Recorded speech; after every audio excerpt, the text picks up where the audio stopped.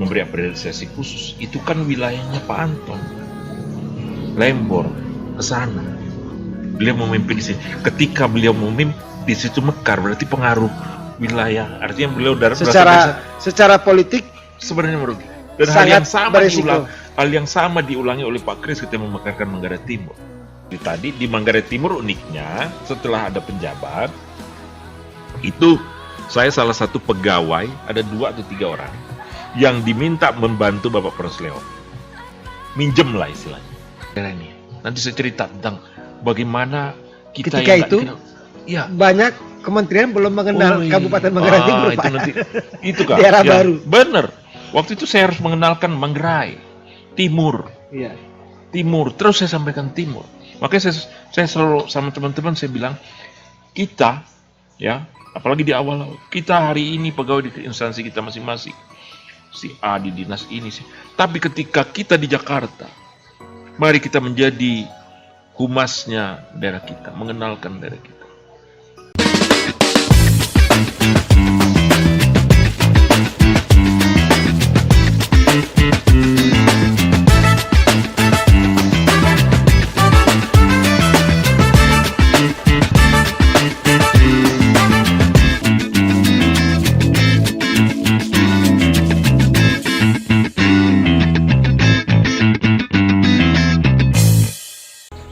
Ya, keren nih kalau kita melihat perjalanan sejarah pembangunan di Kabupaten Manggarai.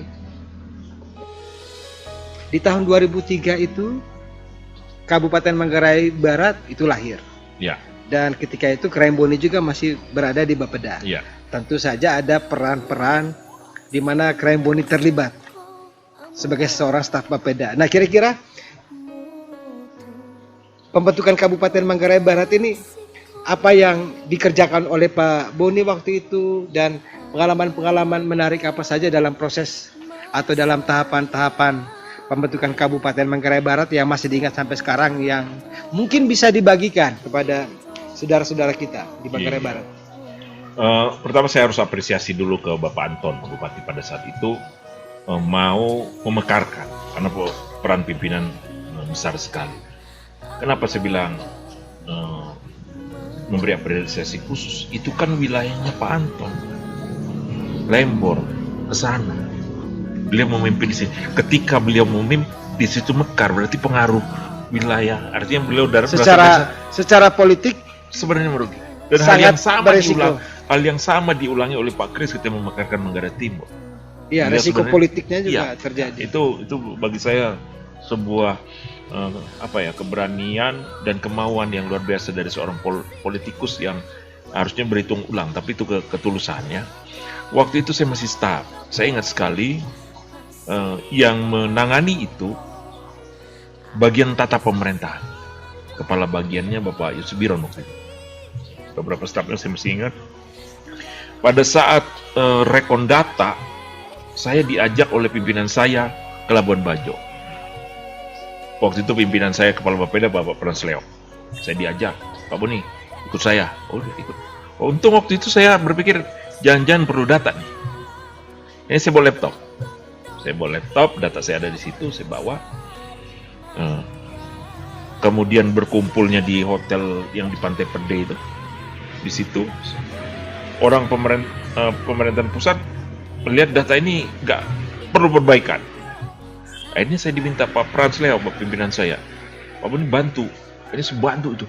Saya kerja sampai 2 hari tuh, sampai malam ketemu malam, pagi ketemu pagi. Akhirnya yang saya nggak direncanakan untuk terlibat, ini saya ternyata di situ yang jadi operator nangani langsung dan puji Tuhan waktu itu akhirnya data itu diterima. Waktu itu tim sempat sambil nungguin data, mereka ya namanya datang ke Labuan Bajo, sempatkan ke Komodo, saya tetap menangani itu, tim yang dari Jakarta pulang dari situ udah oke datanya. Kira-kira seperti itu. Dalam perjalanannya bersyukur itu bisa ditetapkan tahun 2003. Itu peran saya memang kecil, tapi bagi saya ya walaupun kebetulan waktu itu menurut saya ya sejarah saya setidaknya ada sedikit lah tetesan keringat saya untuk itu walaupun nggak terlalu nampak gitu. Itu kira-kira pengalaman saya di Manggarai Barat. Nah, lalu bagaimana dengan Kabupaten Manggarai Timur, Pak? Nah, di Manggarai Timur itu sama. Tahun Masih ditangani 2005, Pak ya? Ya, apa masih Bapak Yusbiron juga kalau nggak salah. Di situ saya dan tim di Bapeda sudah membantu menyiapkan. Beberapa kesempatan saya ikut. Waktu misalnya minta dukungan ke DPD, saya ikut juga waktu itu ke DPR dan Pak Bupati mempresentasikan di BPD, saya ikut, bahkan sampai ke pelantikan waktu itu penjabat Bapak Prasleop itu saya ada di sana, karena waktu itu saya sudah ada di dalam tim. Jadi ada kegiatan ini saya diminta sama pimpinan saya waktu itu Pak Prasleop untuk ikut ke dalam di kegiatan itu untuk gambaran. Jadi di Manggarai Barat perjalanannya seperti tadi. Di Manggarai Timur uniknya setelah ada penjabat itu saya salah satu pegawai, ada 2 atau 3 orang yang diminta membantu Bapak Prasleop, minjem lah istilahnya. Waktu itu saya awal-awal tuh bersama Bapak penjabat Bapak Prasleop ke Jakarta, kemana saya nyiapin itu. Mendampingi beliau. Ya, sampai terbentuknya ada pegawai-pegawai yang dipilih. Cuma waktu itu Bapak Kris belum mengizinkan saya untuk ikut pindah ke sana. Saya ingat waktu itu saya sudah ada job eselon 3, ya Kabak Pembangunan kalau nggak salah. Saya sudah ditelepon Pak penjabat, tapi Bapak Kris bilang biar di sini dulu. Itu ceritanya. Jadi awal-awal saya, oh ya Pak Thomas Ngalong ikutan, tapi menyiapkan data, ngajukan proposal segala macam itu saya membantu Bapak Prasleop sebelum beliau ada pegawai. Nah, lalu kemudian di tahun 2008 pilkada pertama dalam sejarah perjalanan Kabupaten Manggarai Timur. Di situ ada Pak Yosep Tote dan juga Bapak Agas Andreas, kemudian juga ada Pak Yosep Biron dan juga Pak Gonis Bajang. Ya. Nah, kemudian terpilihlah Pak Yosep Tote sebagai kepala daerah pertama dalam sejarah Kabupaten Manggarai Timur yang dinampingi oleh Pak Agas Andreas waktu itu masih sebagai wakil bupati. Nah, yang menarik, 1 hari setelah pelantikan dan juga acara syukuran di Borong, itu Pak Yosep Tote mengisahkan bahwa beliau atas persetujuan Bupati Manggarai ketika itu Bapak Kris mengajak Pak Boni untuk ke Jakarta untuk memperkenalkan Kabupaten Manggarai Timur dan bahkan membuat semacam sekretariat darurat selama di Jakarta. Nah, itu bagaimana ceritanya Pak sampai Pak Boni mau diajak oleh Pak Yosep Tote ketika itu untuk membantu Kabupaten Manggarai Timur, karena waktu itu kan Pak Boni sendiri masih menjadi pegawai di Kabupaten Manggarai yang tentu akan jauh lebih nyaman berada di Ruteng dibandingkan dengan sebuah daerah baru. Nah, bagaimana Pak? Jadi itu waktu itu saya masih pegawai di sini. Ya. Ya, kedekatan Bapak Yosep Tote dengan Pak Prasleop cukup mempengaruhi. Saya sangat dekat dengan Bapak Prasleop, Profesor sekarang beliau. Toh, waktu itu pas kesempatan itu saya sebenarnya nggak sama berangkat. Pas posisi saya di Jakarta diajak bergabung. Ya, saya izin Bapak Kris, ya saya bantu menyiapkan segala sesuatunya. Ya tadi itu data tadi itu kan. Iya. Ya. Jadi data itu karena saya sudah siap, itu enak sekali kan zaman itu. Saya satu malam saya bisa buat 5-6 proposal kok. Saya begitu cepatnya gitu toh. Itu zaman itu sampai saya jadi kepala Bapeda saya sering tenteng laptop itu. Itu yang ini kemudian dalam perjalanannya beberapa bulan kemudian beliau mengajak saya, Pak Boni bisa bantu saya? Siap, saya bilang. Saya izin di Bapak Kris, awalnya beliau belum kasih, kemudian saya minta ajukan ini, beliau sampaikan. Udah, jalan.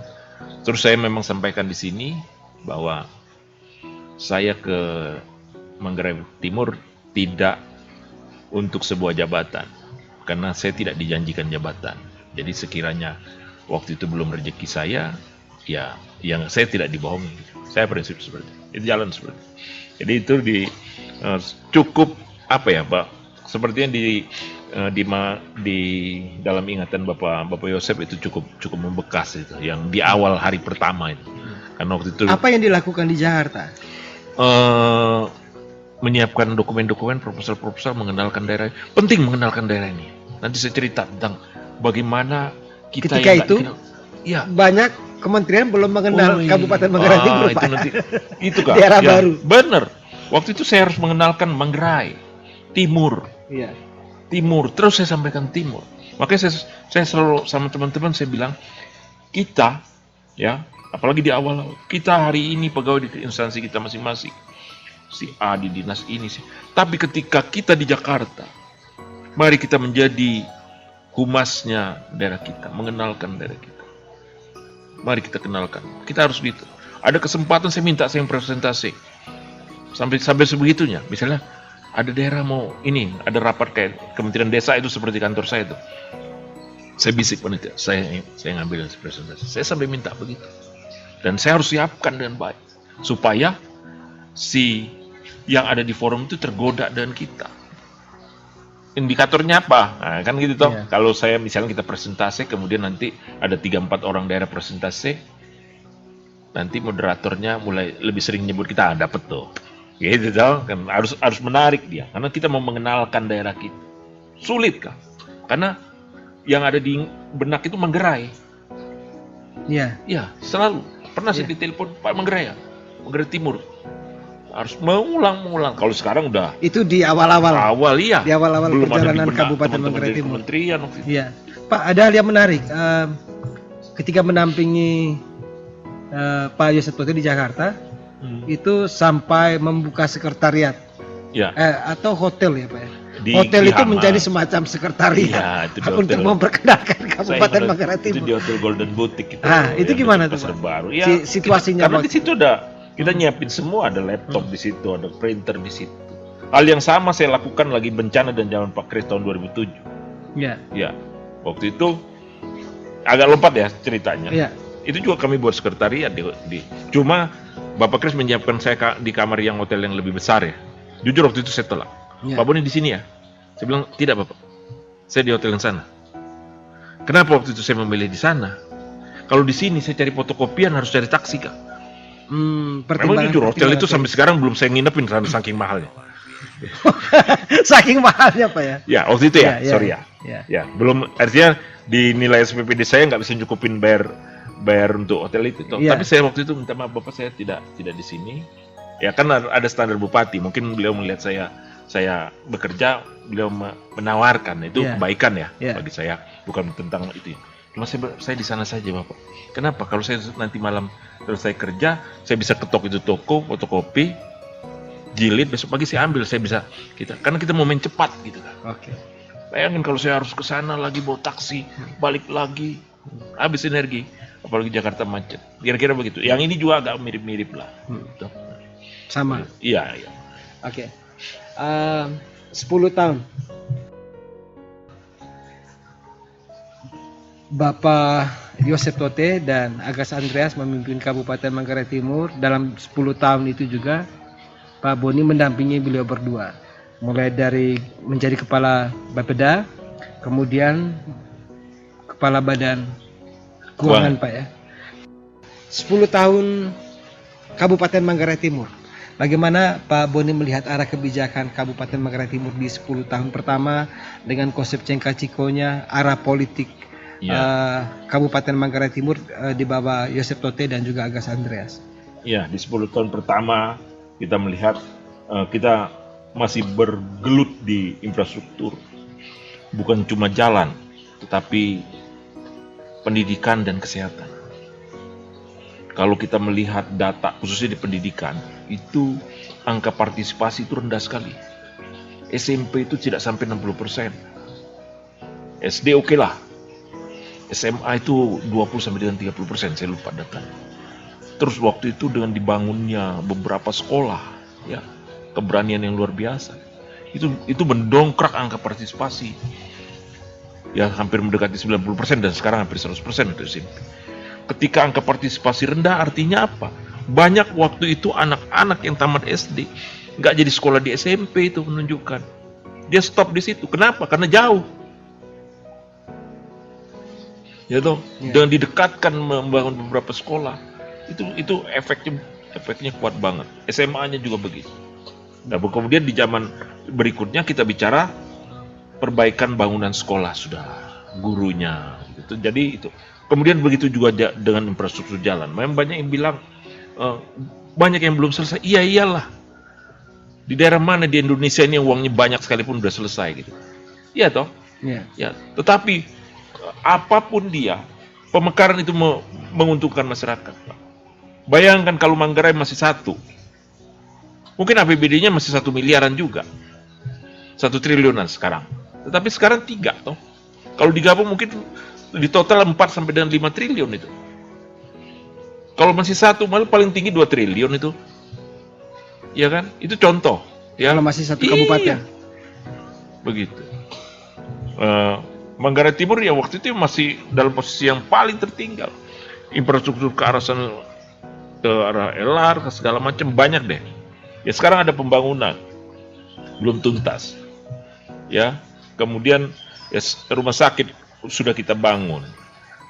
Ada 2 bahkan tahun ini yang di Watunggong sudah bisa jalan. Itu kan mendekatkan pelayanan kepada masyarakat. Ya. Kita lebih cepat merespon kok. Ya. Nah, yang mau saya tanyakan ke Pak Boni juga, selama 10 tahun kepemimpinan Bapak Yosef Tote. Nah, di 2009 itu aparatur sipil negara dan juga staf di Kabupaten Manggarai Timur masih sedikit sekali, Pak. Dan rata-rata itu CPNS baru yang juga belum paham kerja birokrasi, bagaimana rumah jabatan ketika itu dijadikan sebagai kantor, bagaimana staf dibimbing membuat KUA PPAS, RKA sampai dengan DPA. Nah, itu bagaimana Pak? Awal-awal Manggarai Timur kerja-kerja birokrasi. Dan apakah itu yang kemudian sangat mempengaruhi kultur birokrasi di Manggarai Timur? Itu jauh lebih egaliter, komunikasi yang tidak terlalu formal. Itu mungkin bisa dibagikan, Pak. Dan diceritakan kembali. Iya, itu pengalaman ya. Waktu itu kita dengan keterbatasan, ya mencoba saling melengkapi. Ya toh, kemudian kita dengan infrastruktur yang terbatas, kantor yang terbatas, akhirnya kita memaklumi saja pertemuan sampai hari ini akhirnya. Saya terbiasa akhirnya pimpin rapat, bawa rapat, hari ini saya WA, besok kumpul ya di ruangan saya, materinya ini siapin. Itu udah, dan itu efektif sekali. Terbatasnya PNS yang menguasai bidang tertentu, itu sangat terasa. Yang kita diuntungkan komunikasi yang baik. Dengan Kabupaten Indo kita masih komunikasi, ya toh, dengan Manggarai, khususnya Manggarai lah, teman-teman masih mau membantu, gitu toh. Kemudian juga waktu itu kesempatan untuk ikut diklat masih sangat tinggi sekali. Ya akhirnya perlahan-lahan kita ya sudah bisa bersaing lah dalam pengertian SDM kita bisa bersaing.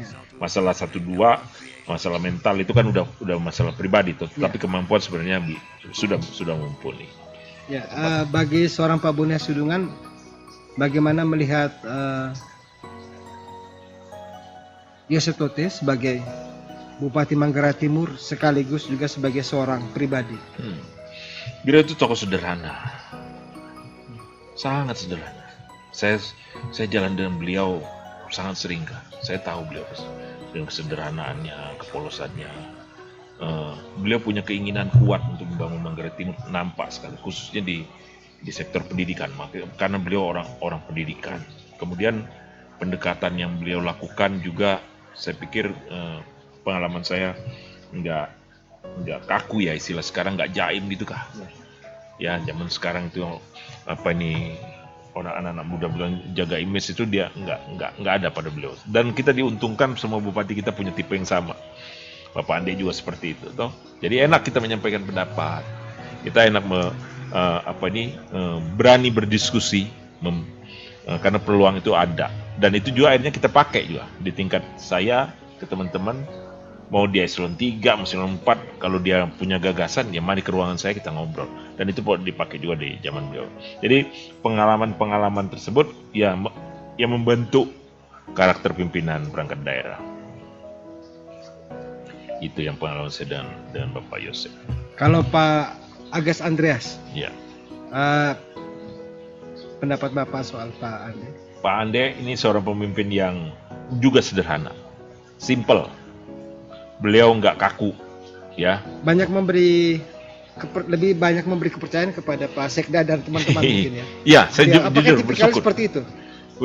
Beliau memberi ruang yang sangat luas untuk kita berkreasi. Bahkan kepercayaan itu cukup tinggi sehingga membuat ya saya sebagai sekda merasa apa ya, tidak takut Mengambil langkah. Ya, misalnya ada sebuah kegiatan menurut saya ini baik gitu. Udah, karena itu misalnya terutama lagi COVID kemarin, keterbatasan waktu kita harus ambil keputusan, waktu itu saya ambil. Besok kemudian saya lapor. Karena saya tahu kalau yang baik begini Pak Bupati pasti setuju.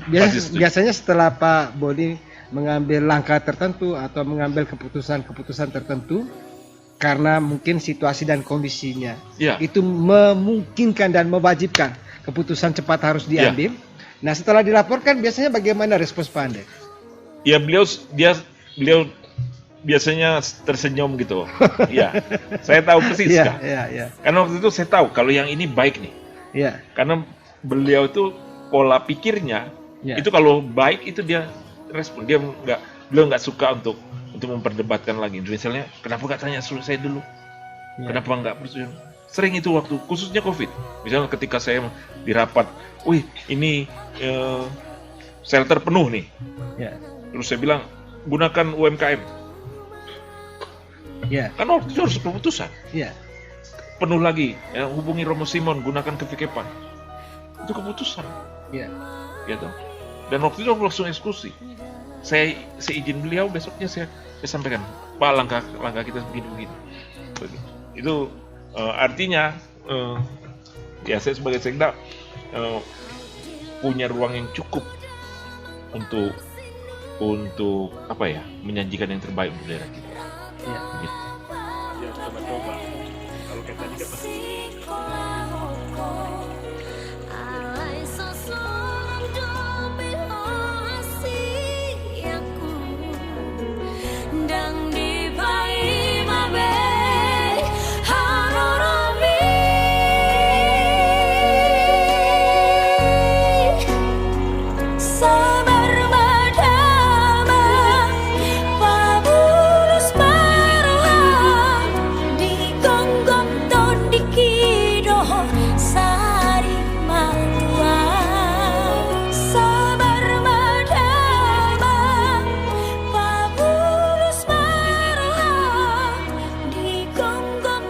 Diki